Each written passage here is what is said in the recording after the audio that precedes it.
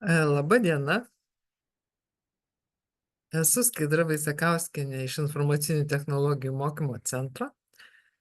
Šiandien mūsų pamokėlėje pakalbėsime apie InDesign programos naujienas. Apie konkrečią vieną naujieną, kuri truputėlį yra giliau, ne pirmų žvilgsnių mes ją galėsime pamatyti ir atrasti, tai apie teksto apliejimą, apie objektą paveiksliukė. Tai mums kaip ir atkrinta sudėtingas darbas išiminėti objektą iš fono ir tada aplieti aplink objektą. Iš karto InDesign programoje tai gali padaryti viena iš VRAC teksto apliejimo komandų. Tai kad aš čia taip be reikalo nešnekėčiau, o iškart rodyčiau, kurioje vietoje tie gerieji mygtukai yra, aš jau turiu atsidarius InDesign failą ir dalinuosi ekranu, savo ekranu ir toj susidėliosiu. Paslėpsiu visus įrankius, kad matytumėt kuo daugiau ekrano. Tai aš jau turiu kažkokį maketą, šiuo atveju turbūt nelabai svarbu, koks maketas, svarbu nuotraukos įkeltos į šitą maketą. Tai čia lankstinukas, konferencijos, voverės neturi būti rudos ir turime voverytės nuotrauką ir tarkim norim, kad man teksto apliejimas būtų apie tą voverytę.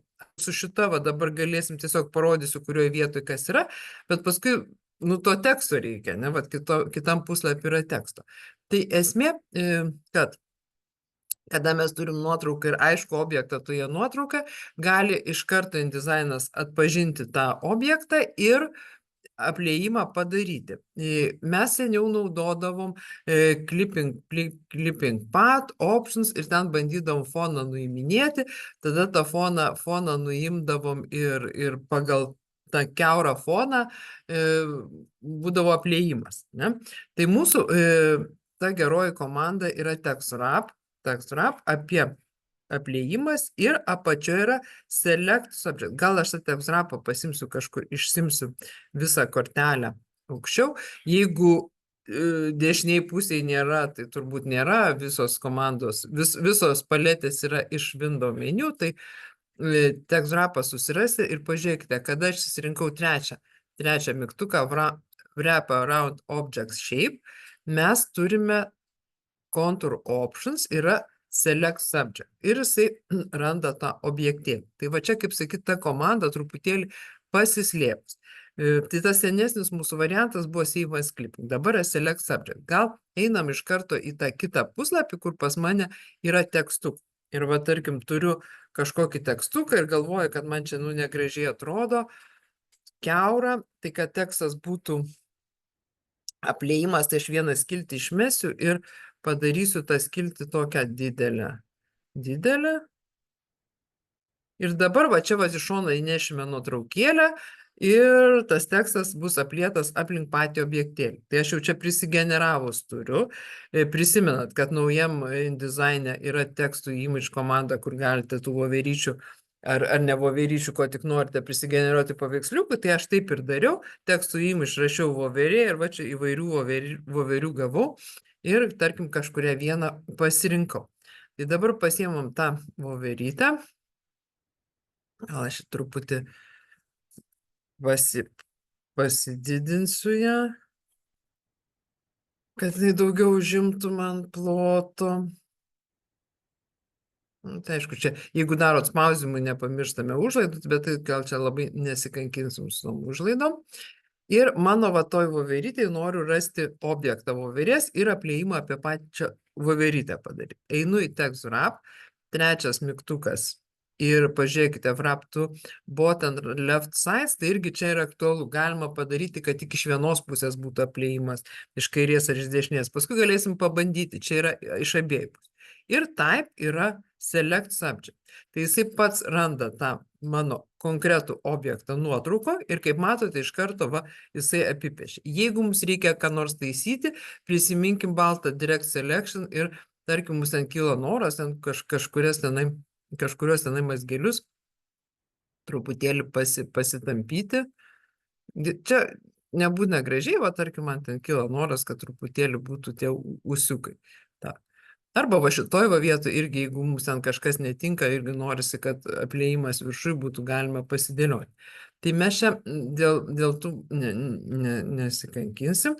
Vadinasi, mes dabar šitą voverytės nuotrauką turime įdėti į apačią ir kaip matote, tas apliejimas įvyksta. Galime pasirinkti, kad tai būtų ten tik tai right side, ne? Arba tik tai left side, kad nelystų iš šitą pusę. Žinoma, va šita va vieta vis tiek mums bus aktuali, mes turėsim kažkaip rankytėm pasidėlioti.